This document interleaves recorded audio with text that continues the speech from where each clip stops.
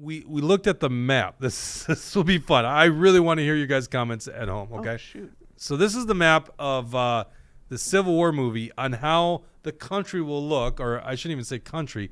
The landscape will look. And just click on that. You can get a bigger one on this person's Instagram. I don't think there's context to this, okay? Oops. My bad. Because why would they give you context? They want you to go see the movie. So apparently, the loyalist states, and this is the way I read it, loyal to Washington, D.C., which is becoming very, very much militarized, right? I was explaining to Dawson today how we are 180 degrees from the founding of this country. Because, so Dawson basically said, wouldn't it just make more sense if we were just a bunch of different countries? And they go, yeah, that's actually the original design. We call them states, but states and countries are the same thing. You know, you're a state actor or you're enemy of the state. State's just another term for a country, right? Yeah. We call the 50 different states, but we could call them 50 different countries. They're sovereign. That's the point, right? But they're not. Well, really. they were originally, right? They were, right. That's Benner's book. Where's Benner's book? Yep, here we go. Compact of the States, right? Great book. Dave Benner. I think it's davebenner.com if you want to order it. Sorry, Benner, if I'm murdering it. It's either Dave Benner or davidbenner.com.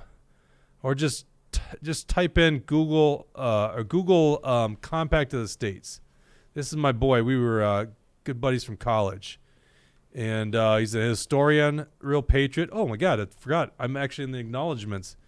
Jake Duesenberg for being a friend throughout much of my life and regularly encouraging me to continue down the path of writing and speaking. That's right. What's up? And I noticed that I'm ahead of Matt Wolf and Brandy and way ahead of Tom Woods and Kevin Gutzman. So look at this. I'm actually right after his father, an inspiration. Whoa. I mean, honestly, go buy the book. Influential. I should get proceeds for that one, shouldn't I? You should. Okay. Getting off topic. Compact of the Republic, meaning it's a compact of states. That was the original idea. This is the best book out there. I'd recommend if you want to understand the founding of this country. Okay. We're 180 degrees different. And part of the reason, Mark, is because there's an income tax. We allow the federal income to come into our wallets and our personal bank accounts, extract money, because if you don't pay it, you're going to jail, right? And bypass the state. The state, if we have to give taxes, which I'm against because taxation's theft, should be done by the states, not by some federal entity out in Washington, D.C., thousands some miles away, right? So right now we're screwed because the states have a hard time going up against the federal government for this very reason. They already have the money, and to the point where it's the largest institution that has ever existed. It's a $4 trillion institution. T-Wall for life. Merry Christmas. Merry Christmas to you. I appreciate everybody. that. Yes. And Razzle Dazzle, where's your Rumble rant? There you go. I'm throwing it right back at you there, buddy. Really quick, you asked what movies A24 made. They made like Uncut Gems. Lady Bird is probably their... Uncut Gems is great. I need to watch that one really bad. Yeah. Yeah, they made Hereditary was the horror movie I was thinking of. A fantastic horror movie. Maybe I was thinking of the directors. The directors were known for something. By the way, Razzle Dazzle, I'll give him crap, but Razzle Dazzle is one of the guys that will text me about stuff on the show. Good material, good feedback. This show would be nothing if it wasn't for the audience here, honest to God. Yeah. You know, and I don't just mean the Rumble rants in terms of helping fund the things that we do in the show, but like literally, if you guys weren't in the comment section doing all this stuff, I mean, like this would be a pointless show. Like most people are afraid to do a live show. It's wild. You might say something, Mark. You might say something that gets you in trouble, Mark. I might.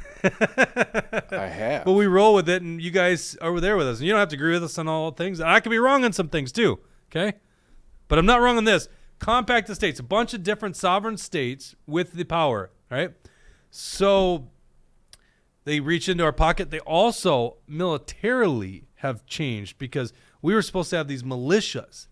And now there's a 4-star general that at the Pentagon, and they have something called the National Guard Bureau, which our National Guard, our state militias, answer to. So they've actually taken over militarily and certainly financially. And by the way, also financially, they create the money system that must be used in the states, and the Federal Reserve note, just fiat money. So yeah, we're 180-degree difference, okay? So anyhow, the point I was trying to make here. The flag? Or No. the map? Okay, go back to the country. So this is showing what I think like people that would align with Washington D.C. We all noticed one big glaring thing. Minnesota would not look like it does right there. There would be this big carve out for the 5-county metro area. They would clearly be loyalists to Washington D.C. But a lot of this other stuff makes sense. You know, South Carolina doesn't make ton of sense. Kentucky wouldn't be part of it. But more than likely, what could happen is they push all the Patriots out down south or up north, and so they reclaim that land. And so it ends up being, you know, the two fronts that are the Western forces up in the Northwest, and they clearly pushed Portland and Washington down or killed them all or let them try to supply themselves, and they all murdered each other because they don't know how to do anything but tech stuff or be baristas. And then you got the Florida line, so the southern states, the Bible Belt. The Republic of California just breaks off, which that actually makes sense, and certainly the Republic of Texas makes sense. What does your map look like, Mark? And I'd love to hear what you guys think the map should look like. Well, I think, like you said, maybe they push Patriots out of some of those states down to the Florida Alliance or whatever. Maybe we push the woke into Wisconsin, and that line could stay the same. But how do we push the whole Twin Cities population? That's the thing. I don't see us being able to do that. Why not you guys go to North Dakota, South Dakota? That's more likely what would happen, right? Yeah. Yeah, But they're showing like no, Minnesota is part of the resistance. It's like clearly the Twin Cities wouldn't be. Yeah, I mean, we're about as woke a state, progressive as there is in the Union now. I mean, aside from California. Mm-hmm. Yeah, it's so interesting that they put Wisconsin into the loyalist states, but not Minnesota. And if not, then Western forces with Wisconsin in it? I don't know. Seems weird. Brad Ganzeretz, you could build a wall. Yeah. Tucker says, push them into Mississippi, Jake. Oh, do you mean push them into the Mississippi? Yeah. I thought you meant the state. Yeah, push them into Mississippi in January. The other thing that could happen is the major metro areas, they end up killing each other because they starve and don't know what to do, right? Do we know the plot of the movie and what preempts this war? Not yet. No. People think it's conditioning. That's the conspiracy, Mark, is that it's conditioning for things to come. Like they're already off. Predictive programming. Have you seen that Netflix movie that everyone's talking about the grid coming down? And yes. Have you? I haven't seen it yet. Well, I totally predicted. The Obamas made the movie. Is that beneath the dome or under the dome? No, it's gosh, what is it? Leave the World Behind or something?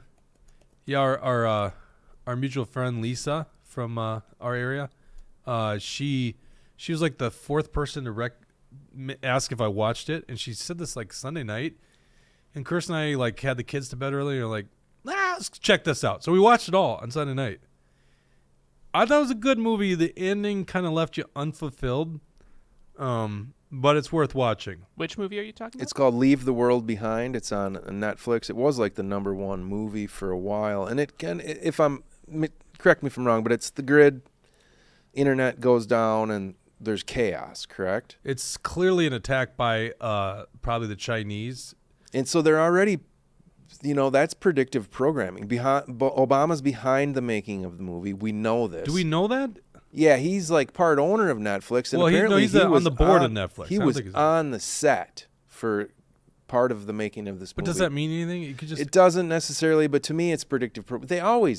It's like they let you know, here, look, it can happen. So when it happens, the subconscious is like, well, I realize it could happen, so when it happens, Oh my God, this is normal. Actually an article by Forbes written yesterday. I'm going to place it here, Dawson, on line 12. Okay. And the article is entitled, President Obama's Involvement in Leave the World Behind. This is by Monica McCurry. Oh my gosh, did you have to give me Forbes? Oh, by the way, good actors. So you got Julia Roberts. What's his name?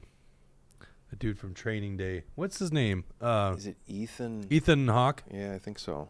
And then the black guy. God, he's good. He was in House of Cards. I don't know the actor's name. Oh, here it is. Mahershala Ali. Oh yeah, he is good. Yeah, he's awesome. Leave the World Behind. Netflix newest disaster thriller taking viewer. I think they mean disaster as in world disaster, not as it's a disaster of a movie. Taking viewers by storm is currently the #1 film on the streaming platform. Da da da da da da da da da da da da. Let's see. Obama. Where's Obama? Where's Obama? It's just saying what I just said. Somewhere in here is about Obama. Eastmail recently debunked here. conspiracy theories. So how are the Obamas involved in Leave the World Behind? Esmail recently debunked conspiracies that were swirling around the film routed around the former president's involvement. Now he's setting the record straight. And I have to scroll down a lot. Past some ads. Yeah. Barack and Michelle Obama, along with a bunch of other people, are credited as executive producers for Leave the World Behind. Okay, so you have a point. You have a point, Mark. Since founding their production company, Higher Grounds Production, in 2018, the Obamas have also produced projects like Michael Keaton's Worth and Kevin Hart's Fatherhood. In a recent interview with Collider, Esmail explained how exactly Obama shaped the current version of Leave the World Behind. Because President Obama is such a movie lover, he really focused his notes on trying to cinematically portray what was in the book in a really interesting way. Oh, so he's not behind the story, I guess. Well, okay, so I'm not going to do this any justice by reading this article here. You'd have to take a deep dive. But actually, Mark, I'm going to say you actually have a point here. He had involvement in it, and so maybe there is predictive programming going on. And it's what they say. It's a subtle form of psychological conditioning provided by the media to acquaint the public with planned societal changes to be implemented by our leaders. If and when these changes are put through, the public will already be familiarized with them and accept them as natural. This shit happens.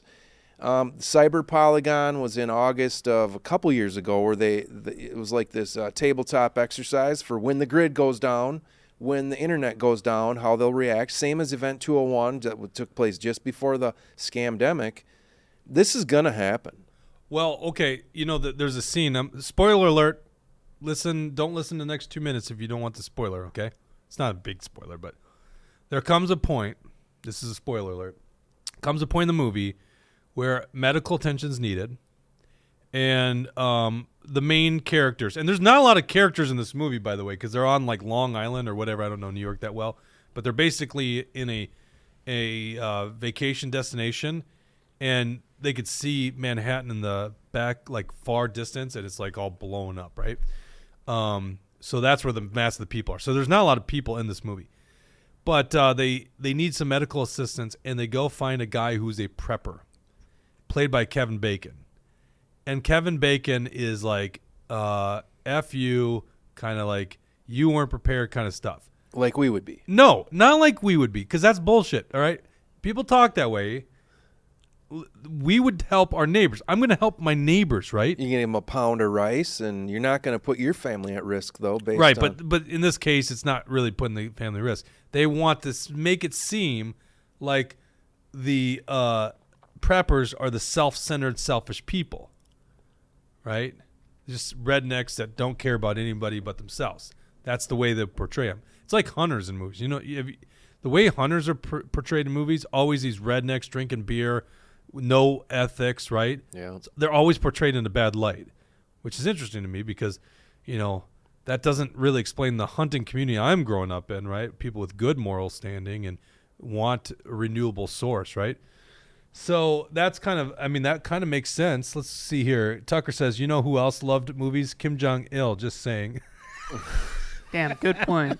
So did Hitler. Rodeo 55. I love the movie, but I agree the ending was not great. Yeah, it's almost undisputed. They better do another movie because it left you just like, what? That's it? Don't support Netflix. I agree with that. It's tough, though. I still pay the bastards. My kids. What can I say? I'm guilty. Netflix produces some good stuff, right? By the way, the They're left, woke. The left should not be running institutions. The left should not be in power in government. But the left is actually more artistic, right? The artsy folks are generally left-leaning, so I'm not for completely getting rid of the left.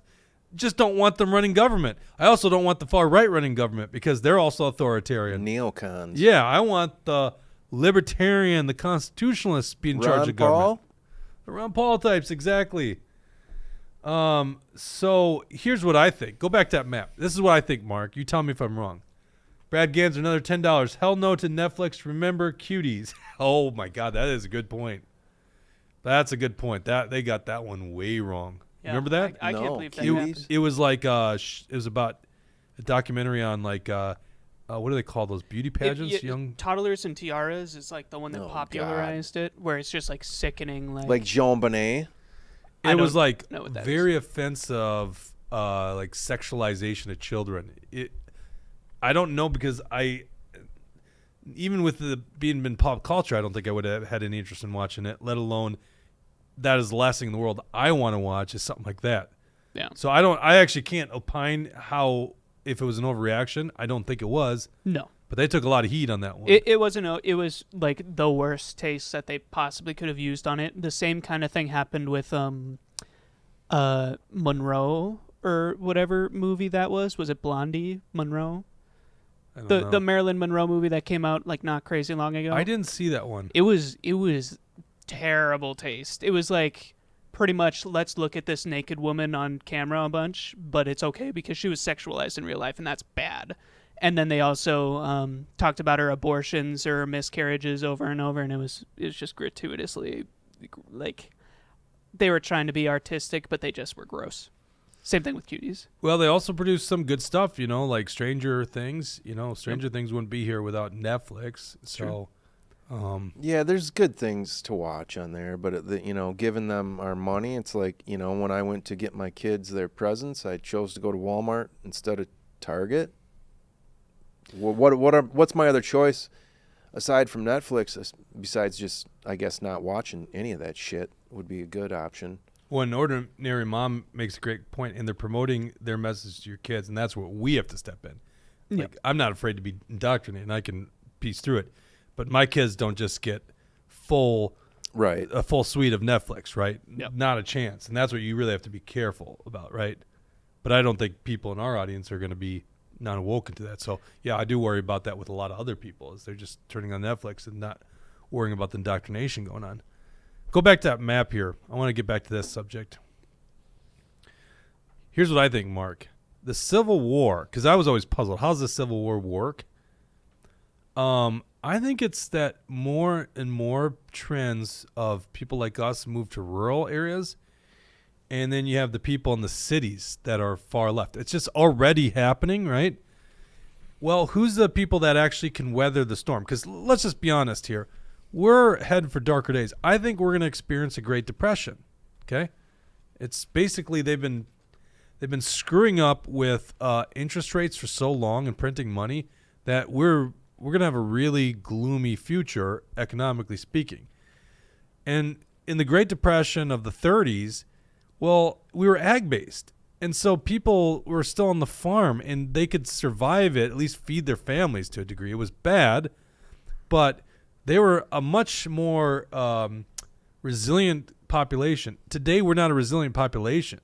Too many of us drive desks for a living, wouldn't know how to hunt, wouldn't know how to grow vegetables, wouldn't know how to store them. They don't know how to get water. They don't know how to get energy, right? Don't know how to do anything. They don't know how to do anything. The people that do know are the people that live out of the cities. And so what I see happening is similar to what happens in basically every communist country. They turn population against each other.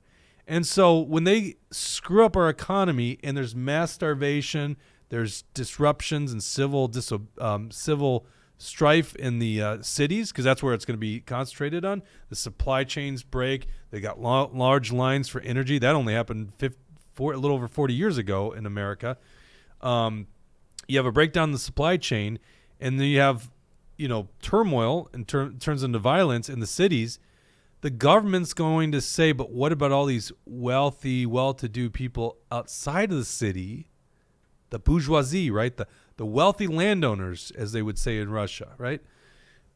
They are the problem, And that's where the Civil War is. So I don't see like it necessarily being these great like lines of resistance, or maybe that's what ends up happening is there's enough people that end up taking over big portions of the country, but it's going to be the rural versus the urban areas. And the urban areas are going to be so starved of resources and supplies that they're going to be feuding, and the government will probably join in, and they go commit atrocities to us in the rural areas because it'll be popular with the people. That's why we don't actually like democracy in the end. Democrats always say, we need to save democracy. It's like democracy is an evil form of government. It's mob rule.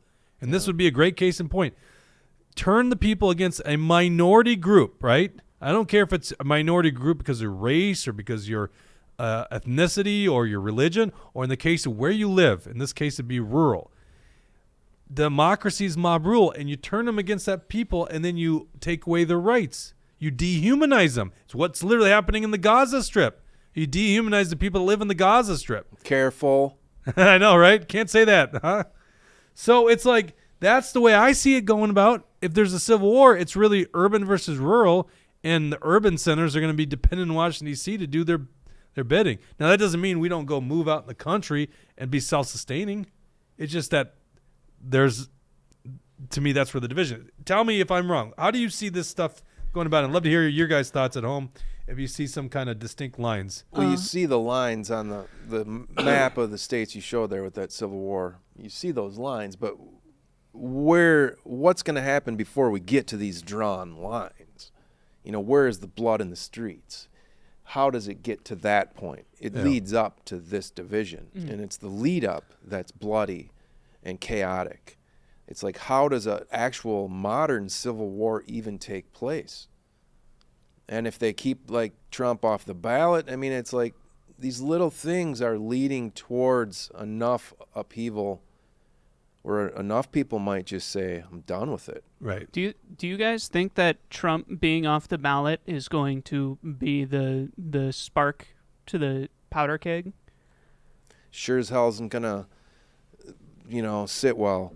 If the Supreme Court sides with Colorado libs, shit's gonna hit the fan. It's not gonna be good. You think all the way into Civil War territory, though? I mean, it's gonna Civil War. Wow. How does that really come about? I mean, if you're gonna have J6 on steroids, but for real at the Colorado State Capitol if this happens. I mean, this is the Trump vote in 2020 in Colorado. He lost by 500,000 to Biden. He had 42%. Colorado's gone blue. It's sad. There's a good book about it called Blueprint, worth reading. But he had 1.4 million voters voting for him. In 2016, I think this is going to say it, Clinton won the state, but a smaller margin. It was about a 3-point margin. She had 1.2 million votes, and Donald Trump had 1.1 million. Now, remember, the left had a strategic advantage in everyone, more liberalized voting laws or, because of COVID. So, in other words, Trump beat Hillary Clinton's vote of 2016. He beat that in 2020. So, technically, Colorado, there's an argument to be made he could still win it, but that's not my point I'm trying to make. Whether it's 1.4 or 1.1 million, there's over 1 million Coloradans who voted for Donald Trump, and now you tell them they can't vote for him. It's only 9 electoral votes. It's the point I'm trying to make is you got 1 million people that you just took away their choice. And they're, so if you have, it's a little over 1 million, if you just take a percentage of those people. You're at 10,000, you take 10%, 100,000. People are going to go nuts if they do this. Well, so then who are they? When it comes down to that, those people are going nuts. Are they up against the entire U.S. military? They're going to get the snot wiped out of them. No, I don't agree with that. Well, if National Guard comes out, I mean, how does this? Well, and first of all, the military starts, then it's like, what's going to happen? Yeah, but see, this is the problem. Is the military, at least the current military, there's too many patriots in the military. So the military is going to take a huge cut in people. Right? Sure. So they're going to have to carry out anything that they do. Plus, then if you just mass kill people, right, the military, you got a problem with the rest of the population. Let's go back to that map. And that's how it leads. Let's go back to this map because here's a great case in point. All right. So let's just say this is the little way that the map falls out. Well, I got parents that live in Wisconsin. So if the federal government kills my family and my sister lives in the Twin Cities too, you think my parents are going to be loyalists to Washington, D.C. when you do that? It's another case in point in Israel and Gaza, right? Another good case in point. You just made an enemy. They might be on different sides. And the Civil War was like this too. It's not like it was beautifully drawn, right? You had family members and friends on both sides. It sucks. So to me, they can't just blanket kill everybody. And we always operate under this. That's why it took us that's why it was difficult for us in Iraq and Afghanistan. You think Iraq and Afghanistan, the people we were up against there weren't even close to the United States military. But it's not like we can just do whatever we want to these people and obliterate them. We lose the hearts and minds of the people. And so they would have that same calculus. So what I think they're going to do is do everything they can to turn the people against us, and they'll do most of the bidding for the federal government. They don't even need to explore much in terms of military might. They will just turn people against us. And some would argue they're doing that already.